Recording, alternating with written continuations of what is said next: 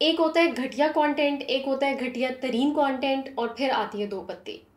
ऐसा लग रहा है कि नेटफ्लिक्स इंडिया पे कोई कंपटीशन चल रहा है बैड और क्रिंज कंटेंट बनाने का। एक से बढ़ के एक फजूल कंटेंट आ रहा है। अभी वो क्या सीज़न है, बॉलीवुड वाइज फैबुलस लाइव्स, उससे मेंटली रिकवर ही नहीं हुआ था कि ये कंटेंट आ गया। So disappointing because when I saw Kajol's picture on the cover with the coming soon title, I actually got excited. And why not? She's an icon. But this was utterly disappointing. Vomit content, seriously, in the most literal sense. More than half of the plot of the movie is disgusting and nauseating. And I'll tell you why, so let's start with this review. Hey everyone, this is Sanya. Welcome back to the channel. It's been a long time, so मैं उम्मीद करती हूँ कि आप सब खैरियत से होंगे. As you know, in this playlist on my series, we sit down and we review trending content, storylines, and characters to help you decide what you need to watch. By the way, soon I'm gonna be traveling, inshallah, and there's going to be lots of exciting content coming up. So make sure to subscribe to the channel and click the bell icon for notifications. खैर, आज की video start करते हैं. कोई ठीक एक हफ्ता पहले नेटफ्लिक्स इंडिया में मूवी आई है दो पत्ती के नाम से. It's the most trending movie on Netflix right now, so I thought I come here and share my candid review about the movie. जो मेरी ट्रू फीलिंग्स हैं इस कंटेंट के बारे में वो तो मैंने वीडियो के पहले कुछ सेकंड्स में बता दिए हैं. But let me say that again, if there was a list of the most shittiest movies I have ever watched, this movie will for sure make it to that list. Let's try to look at it more objectively and I will try to share why I have such strong bad feelings about this content. So in its essence, the movie brings up a very sensitive topic, a social dilemma, an unfortunate reality that is faced by thousands of women, which is domestic violence. So before I say anything else, I want to give this warning. If this is one of the subjects that may trigger you, it is best that you stay away from the movie, because the second to the third half of the movie gets very graphic, right? So मैं fair warning देना चाहती हूँ because I really am that my reviews are helpful to you. लेकिन मसला ये है कि इतने सेंसिटिव टॉपिक को इन्होंने जिस मैसेज या स्टोरी लाइन के थ्रू कन्वे किया है, it is very poorly constructed to say the least. जब आप इतने डेलिकेट टॉपिक को उठाते हैं for the purpose of creating awareness, you need to be very mindful of how you portray it. The way the movie Do Patti does it, it seems very careless and I'd say offensive. The narrative is neither meaningful nor well connected. The first half of the movie is completely disconnected from the second half of the movie, because of which the movie loses its credibility. Storyline में basically हो क्या रहा है? There are twin sisters who are played by Kriti Sanon. बचपन में इनकी माँ मर जाती है, हमें नहीं पता कैसे और क्यों. These both sisters are completely opposite of each other, बचपन से लेकर बड़े होने तक. एक बहन है जिसका नाम है सौम्या, वो बहुत चुप चुप और डरी डरी सी रहती है. ऐसा दिखाया गया है कि वो कुछ मेडिकेशंस भी खाती है like anti depressants, but we don't know why. दूसरी बहन है जिसका नाम है Shailee. She is very bold, sharp and provocative. क्योंकि बचपन में इनकी माँ मर जाती है तो घर के सब लोग सौम्या का ज़्यादा ख्याल करते हैं, क्योंकि वो ऑलरेडी डरी डरी सी रहती होती है. उसको प्रोफेशनल ट्रीटमेंट दिया जाता है, उसको हर चीज़ पहले दी जाती है, जिसकी वजह से सौम्या उससे जेलस होना स्टार्ट हो जाती है.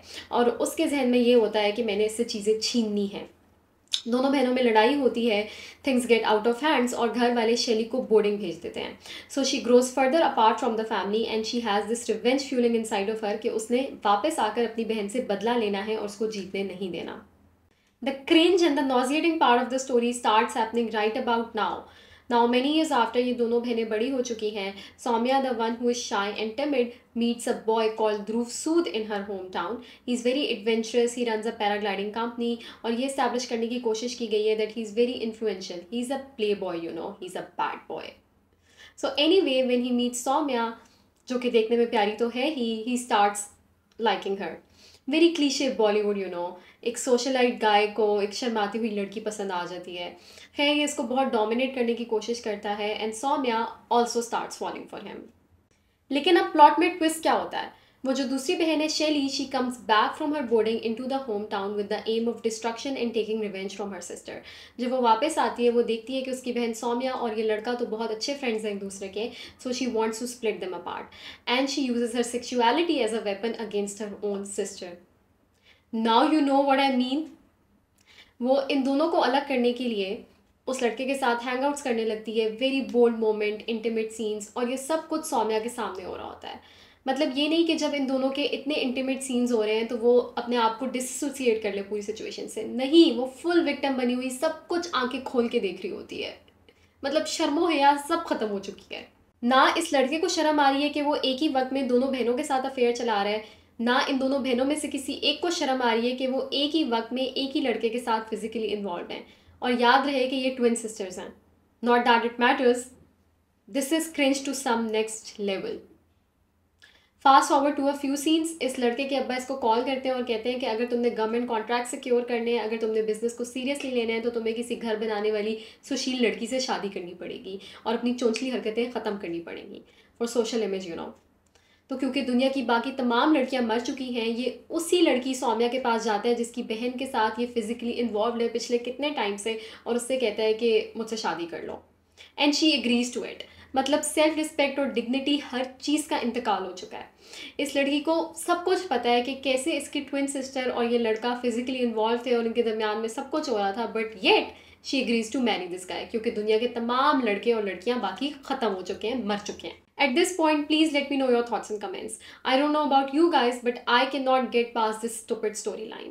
आप अपने व्यूअर्स को कितना चय समझते हैं, आप अपने करेक्टर्स को कितना डम दिखा रहे हैं, कोई मेंटल अवेयरनेस, कोई सेल्फ कॉन्फिडेंस, कोई सेल्फ स्टीम, कुछ भी नहीं है। The cringiness does not end here. Even after the marriage, the other twin sister and the guy are physically involve with each other, even on the wedding night. और ये सब कुछ घर वालों के सामने हो रहा है और कोई भी कुछ नहीं बोल रहा।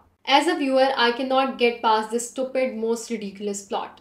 They have used this as the base of the story to later build a case of abuse and TV. What an offensive and ignorant plot to touch such a sensitive topic.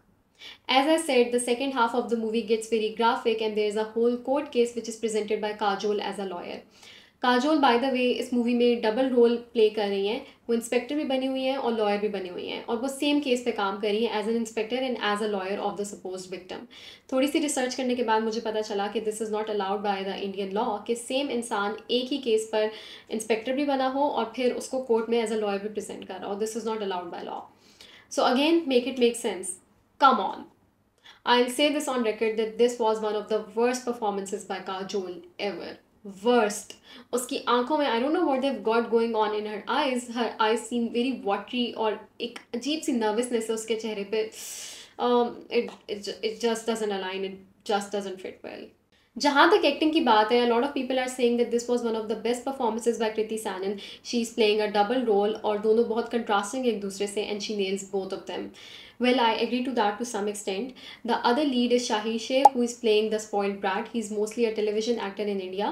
His performance in acting is really good for the character that he's playing. A lot of people are saying that they watched the movie only because of Shahir Sheikh. खैर मेरे हिसाब से, my personal opinion, क्या फ़ायदा इतनी अच्छी acting का, क्योंकि आपकी स्टोरी लाइन ही जब इतनी बकवास हो, it all seems like a joke. Anyway, so this was today's review. अपने रिस्क पे ही मूवी देखिएगा। मैं इस मूवी को रेटिंग दूंगी 1.01 आउट ऑफ 5। 0.1 मैंने सिर्फ इसको इसलिए दिया है कि इसने डीवी और अब्यूज़ को टच करने की कोशिश की है। कितने बुरे तरीके से टच की है वो एक अलग स्टोरी है जो मैं बता चुकी हूँ, बट ग्रेस मार्क्स मैंने इसको दे दिए हैं फॉर ओनली ट्राइंग, वरना मैं इसको उलझ से कम रेटिंग देती। मैंने उलझ को 1 आउट ऑफ 5 दिया था। खैर, do subscribe to the channel and share the video with your friends who may be interested in this type of content. Lots of exciting stuff coming up on the channel, so stay tuned. I'll see you next time.